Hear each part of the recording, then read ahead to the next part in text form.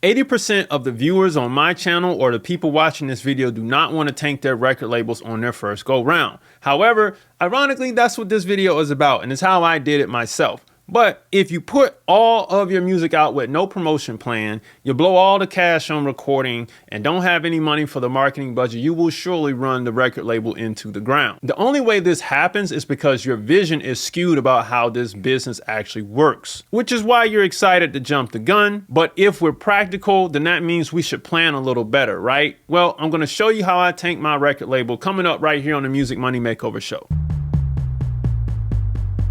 Hey everybody, welcome back to the Music Money Makeover Show. My name is Casey Graham. Let's hop right in. So here's mistake number one.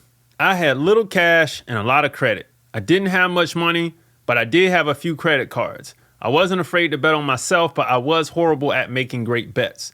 Because I was short-sighted, I couldn't see how this would lead me to running out of cash in just 12 months. In hindsight, I needed at least $10,000 in cash and a lot more credit to keep pushing the car down the road.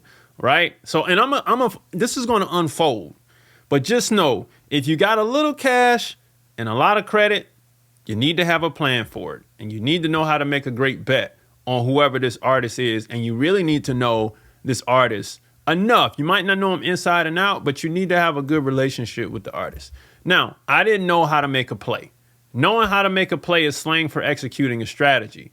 And the only strategy I had was to get shows for the artist, release music on Spotify, press up CDs, and release promotional content around the album on Instagram. That was pretty much it. I didn't even have a content plan because social media wasn't defined as a dominant media source in our minds or in the minds of the public. And for a lot of the general public, it was an alternative. So you can see how short-sighted this was. This left us vulnerable to seeking a record deal as a bailout, as it does with most artists. The minute you start failing, and you know that you have some offers to do some things on the table, you're going to start entertaining those offers. You get what I'm saying? And that's what will end up happening. Now, I had little education. I didn't have much education about the business. I only knew how to upload music to Spotify and network with industry people. I knew about BMI and ASCAP, but beyond that, I had no clue about anything else. The little education I had allowed the artist and I to release our music, make content on Instagram, sell a few CDs, and hope for the best. I didn't even know how to collect all the money. We just had some drive, man. We were excited and we motivated each other, and that's all we had. But we didn't know what to do. We didn't have much knowledge on it. So what happened to me was I ended up wearing too many hats. I was the producer and engineer, and if you don't know, you are the artist's first love because you are the first person the artist meets who believes in them.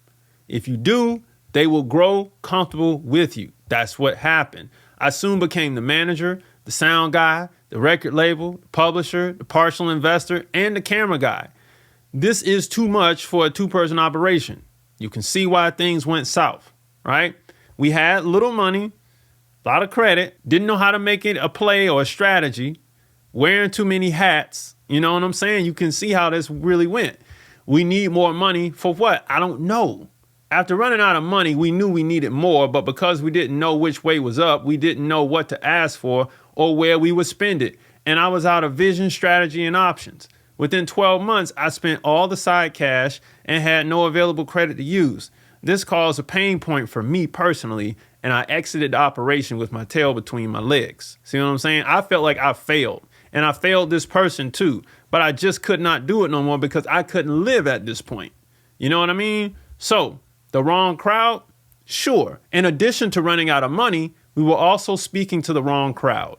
A female rapper with an East Coast sound isn't going to work in the South when Atlanta is just hitting the stride of trap music. I'm not talking about the Young Thug era. I'm talking about we're coming out of the first era of T.I. and Jeezy, and it's like the time Lex Luger got hot around that time or a little bit after. However, the streets did give us some honorable mention awards. They noticed our work ethic and wanted us to do more shows, but for free. They offered support for us because they saw us working hard and offered up opportunities and everything, but the favorable positions we wanted to be in. They gave us everything but that. Simply put, we did not efficiently find our niche by doing market research. We just hit the streets and the streets hit us back. Okay, all these tools that exist today, all these analytical tools did not exist back then. I couldn't get a grip on the market. It was just, you had to try and fail.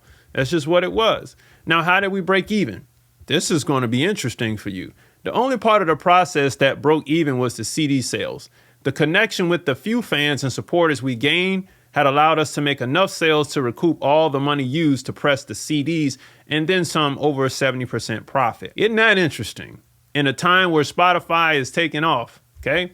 So how hard does an artist have to work to sell a $10 product? You know, I mentioned the $10 product on this channel before. Extremely hard, especially when the public is getting into Spotify. So for a fan or supporter to dig into their wallet and pull out cash, it takes a connection. We related to the small cosmopolitan market that loved different types of music in Atlanta while getting drowned out by all the trap music. We did. They saw how hard we were working in the streets, and though we weren't telling a story intentionally, we had enough going on at the time that when we did post in the early days of Instagram, you could tell that a story was unfolding. This allowed us to sell all of our products within the first year. Okay, how much did you make from streaming? We only made 40% of the money we received from CD sales through streaming services since 2015, which is really sad. However, in 2015, we flipped all of our CDs, so go figure. Keep in mind, playlist promotion wasn't even on the radar back then, right? We were living in the last days of standard promotion. Matter of fact, in this video, Digital Destruction, How Technology Destroyed the Full-Time Income of Music Artists, I speak on this a bit more.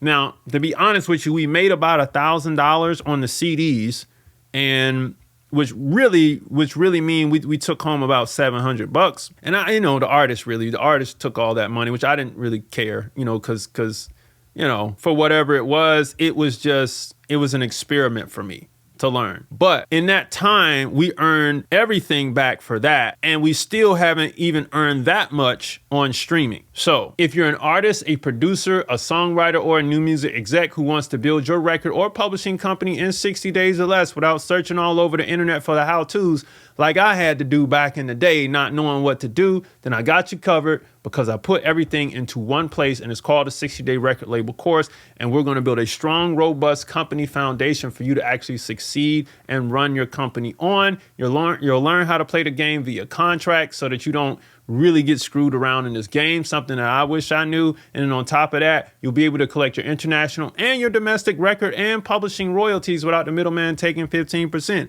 Again, something I wish I knew way back then that I know now, okay? So if you trip and fall through the process, don't worry, you can book a call. I'll help you across the finish line.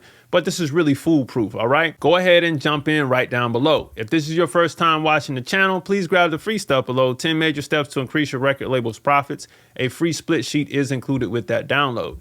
Now, 3 ways to get this right. You want to have an investment plan for your cash and credit. You want to find your market, and you want to develop a doable promotion plan that doesn't waste time or energy. And when I say doable, you got to be able to do it with you and the artist, or the artist, you have to be able to do it. It's got to be pieces at a time. It can't be all at one time. Take your time with this. This ain't a race, all right? You're not racing to the top 40, because it will get very, very overwhelming, especially when things start to come at you and you don't know what to do. Now, 3 ways to get this wrong is to spend all your cash and credit as you wish, play to every market, and promote everywhere. That's the root cause of what I did. Don't do that.